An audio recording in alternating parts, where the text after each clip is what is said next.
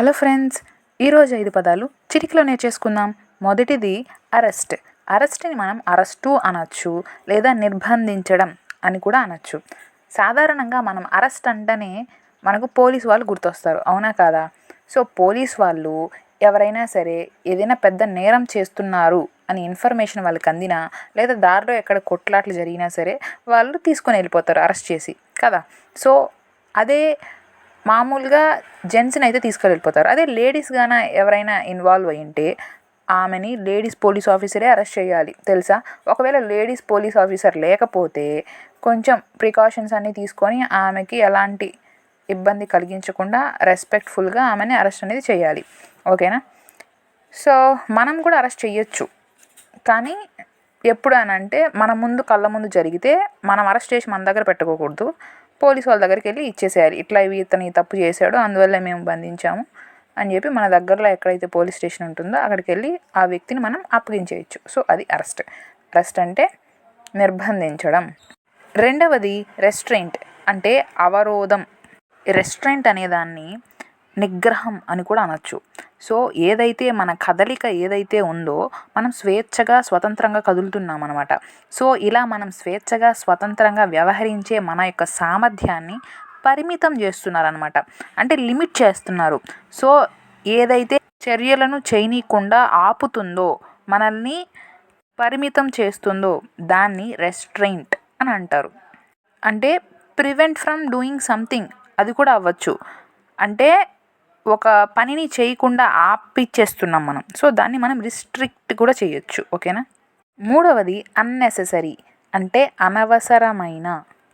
ఇప్పుడు జనరల్గా మా మమ్మీ వాగుడుకాయ అనమాట, ఎప్పుడు ఏదో ఒకటి మాట్లాడుతూనే ఉంటుంది. ఇప్పుడు మా డాడీ మా మమ్మీ ఏదైనా ఊరికి వెళ్తూ ఉన్నారనుకోండి బైక్లో, ఆమె దారి పొడవునా ఏదో చెప్పుకుంటూనే ఉంటుంది అనమాట. చెప్పుకుంటానే మా డాడీ లైట్ తీసుకుంటాడు, వింటున్నట్టే ఉంటాడు, కానీ వినిపించుకోడు అనమాట. అంటే మనం కూడా వింటూ ఉంటాం, కానీ మనం అది చెప్పిన దాన్ని ఆలోచన చేయడం అనమాట.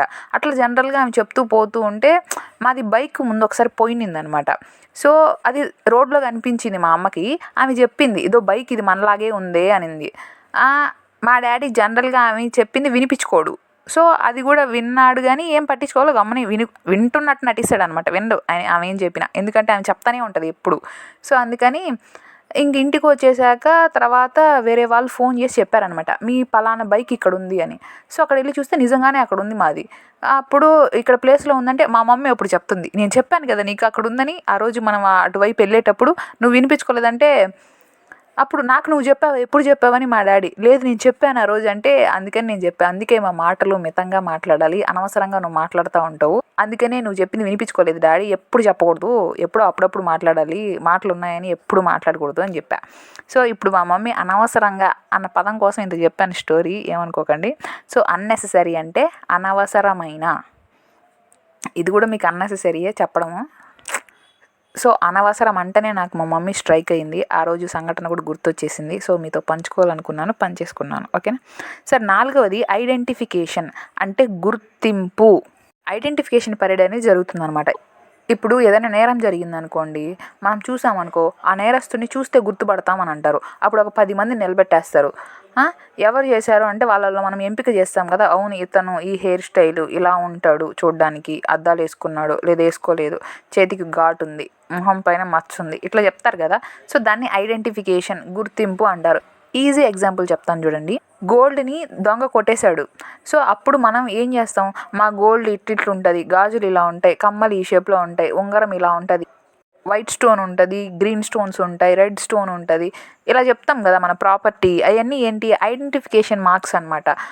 అంటే మనం గుర్తించడానికి వీలయ్యే చిహ్నాలు, గుర్తులు మనం చెప్పేటివి. సో ఐడెంటిఫికేషన్ అంటే గుర్తింపు.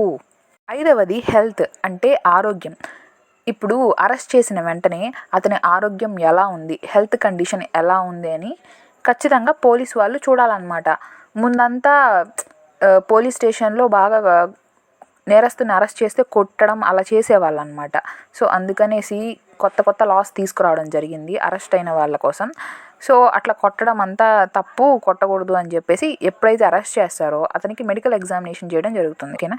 ఇవి ఇవాల్టి 5 పదాలు. మీకు నచ్చినట్లయితే లైక్ కొట్టి షేర్ చేసి సబ్స్క్రైబ్ చేసుకోండి.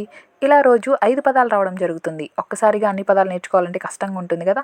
సులువుగా ఇలా 5 పదాలు గుర్తుంచుకోండి. మరో వీడియోతో మళ్ళీ కలుస్తాను. బాయ్.